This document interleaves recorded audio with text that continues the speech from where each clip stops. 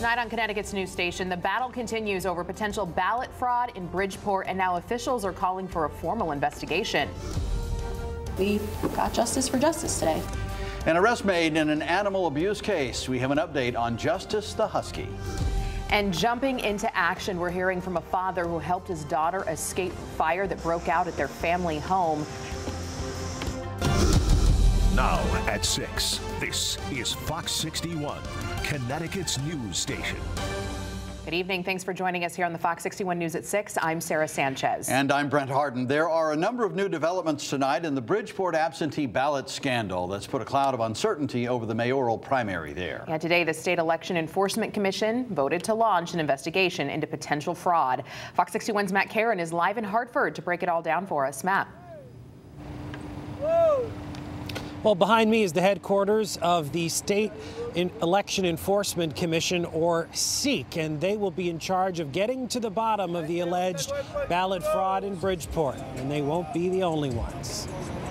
It is of paramount importance to this commission that Connecticut's elections and primaries are conducted freely and fairly. SEEK voting unanimously Wednesday to launch formal investigations into alleged absentee ballot fraud at these 3 locations in Bridgeport.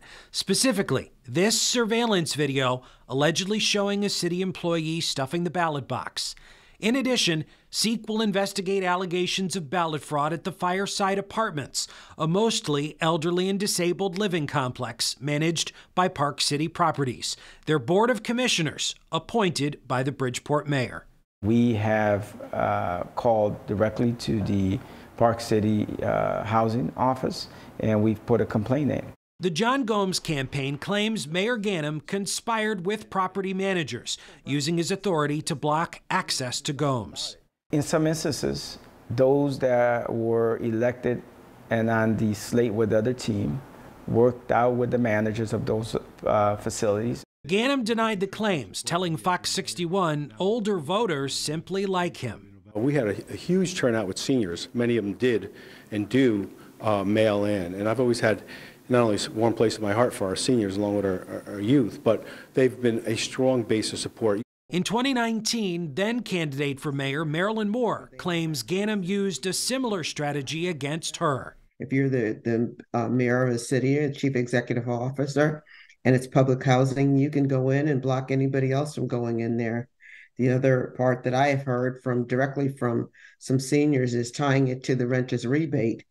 To make people believe one has to do with the other. That 2019 SEEK investigation was delayed by COVID, still pending, referred in June to the chief state's attorney's office for possible criminal charges. In addition to these investigations, SEEK voted to subpoena all absentee ballots, ballot applications, distribution lists, prospective distribution lists, and both inner and outer ballot envelopes. Meanwhile, Ganim took to the radio Tuesday morning to throw a smokescreen on the authenticity of the surveillance video itself. It's still under investigation by the police department, how they stole the video, if that's what happened, or whether it's a doctored video or a combination of both. Ganim also said this. There's no question about the results. Except there is. For the second primary in a row, Ganim lost the in-person tally by nearly 500 votes until the late-night edition of absentee ballots put him in the lead by 251.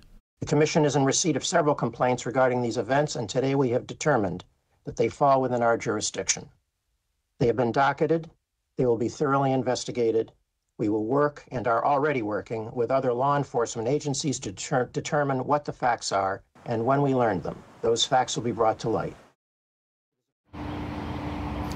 And they will need to be brought to light quickly, as the general election is still scheduled to be held on November 7th. Separately from all this, the Bridgeport police are investigating, and the Gomes campaign has also filed a lawsuit to try and have a judge overturn the results of the primary and to hold a new vote. We also reached out today to the FBI, who told us they are aware of the situation in Bridgeport, but can neither confirm or deny an investigation.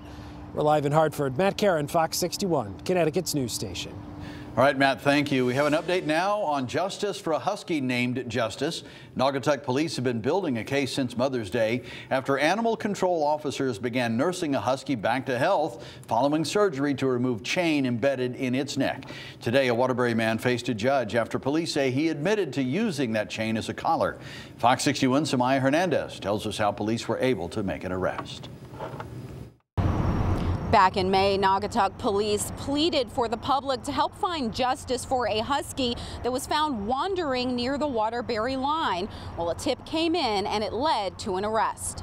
From a scrawny, sickly pup with 28 inches of chain embedded in its neck. It was about 28 inches. There was about 20 pieces of the clip in the dog's neck. To this fluffed out, filled out, energetic teen. He came a long way. Good Samaritans found the dog named Justice roaming Naugatuck streets in May.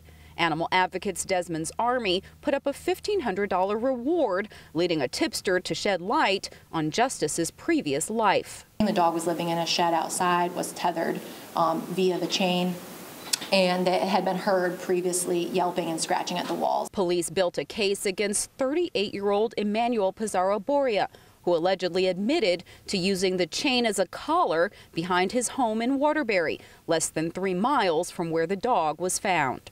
This doesn't happen very often, that we can bring someone to justice. Cruelty to animal charges is a victim who can't speak for themselves. Pizarro-Boria appeared briefly at Waterbury Superior Court Wednesday after turning himself in on animal cruelty charges. He has a limited record of misdemeanors. A judge lowering bail from $50,000 to $10,000 on a promise to check in with the court weekly. Born in Puerto Rico, been in Connecticut about 10 years now. He indicates that he just started a job about a month ago. Does report some alcohol issues. As a condition of these charges, Pizarro-Boria is not allowed to have any animals. Animal control is looking for a home for Justice, but they want to make sure it's a good fit, someone with Husky experience. In Waterbury, I'm Samaya Hernandez, Fox 61, Connecticut's news station. Thank you, Samaya. Happening tonight in Westport, police are holding a special public forum after the carjacking on Bayberry Road. This is the video that triggered that forum, showing 2 suspects assaulting a man and then stealing his Aston Martin right out of his garage. Police later announced 2 arrests in connection to that carjacking. In just under an hour from now at 7, the forum will be held at Town Hall. The police chief will lead a discussion about safety concerns and talk about police practices to combat car theft. Turning to the weather now, another nice day outside. Yeah. Beautiful day. Chief Meteorologist Rachel Frank joining us now. Rach, great, beautiful fall weather here this last week of summer. Oh yeah, absolutely. We're really going out with a bang here. And we're talking about more of this coming in store for tomorrow and Friday before we start to see more clouds and the chance for some showers heading into the weekend. Right now, we're close to 70 degrees in the Hartford area. We have that beautiful blue color to the sky that you love to see this time of year. 73 for New Haven, upper 60s in Waterbury, and it does get chilly outside tonight. By the news at 11, temperatures are already in free fall in the 50s for a lot of the state. But by daybreak, we think overnight lows will drop back into the 40s for most of the state, 45 to near 50 as we head towards daybreak tomorrow. So you're definitely reaching for that hot coffee instead of the iced coffee to start off the day tomorrow. But with lots of sunshine, temperatures rebound nicely as we head through the middle of the day into the afternoon. By lunchtime, temperatures are in the upper 60s, and we're looking at high temperatures tomorrow, once again climbing into the lower to mid 70s as we head through the afternoon. Again, Friday also looks great, but we are watching at least the chance for some rain over the weekend. It's still a very uncertain forecast. We'll walk you through it coming up. Rachel, thank you. United Illuminating is appealing Pura's refusal of the rate hike they asked for, the energy company filing an appeal in New Britain Superior Court. They are also warning of dire consequences for customers in the long run. CEO Frank Reynolds says if they aren't allowed to raise distribution rates about 5%, investors won't be interested in working with them. And he says that means they will have to offer investors higher, more competitive rates, which would threaten higher bills for their customers as a result.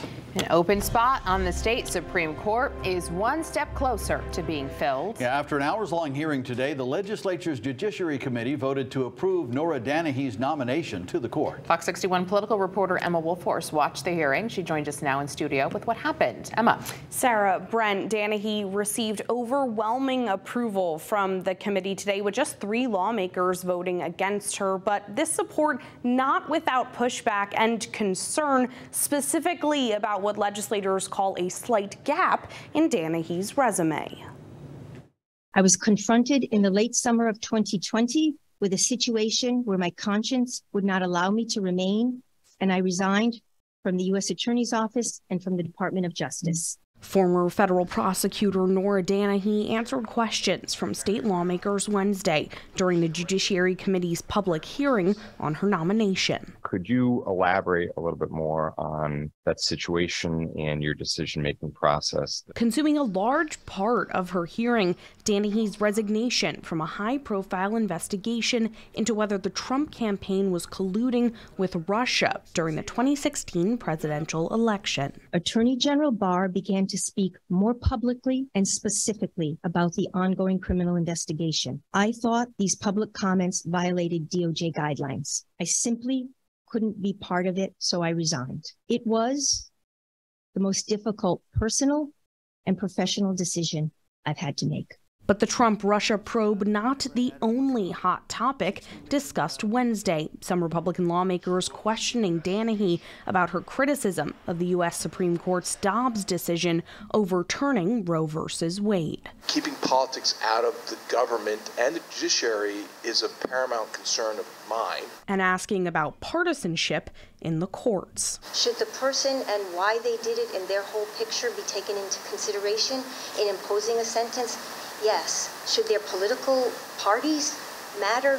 No. But at the end of the hearing, the committee praised Danahy's experience and conduct. I think that you've done an incredible job. I just want to thank the governor for his nomination. I will tell you that you have earned my vote. But Danahy not on the state Supreme Court just yet. With today's approval by the Judiciary Committee, her nomination now moves on to the full state legislature, who will vote during a special session next week. Sarah, Brent. All right, Emma, thank you. New tonight, a newly remodeled land bank property was unveiled in the capital city today. The historic property on Homestead Avenue had been vacant and blighted for 15 years and required extensive work. Over the past 8 months, officials worked to build a new roof, repaint the property, and install new windows, doors, and floor. Hartford's moving forward on developing more apartments and more parking. The Capital Region Development Authority has approved more deals to develop downtown in neighborhoods like Parkville. 2 are getting major attention. The first, converting office space to hundreds of new housing units on Pratt Street and at the former Rensselaer Polytechnic Institute campus. The other, tackling parking, is a $29 million redevelopment for a 400-space parking garage near Parkville Market. The city will be providing some grant money to start the project.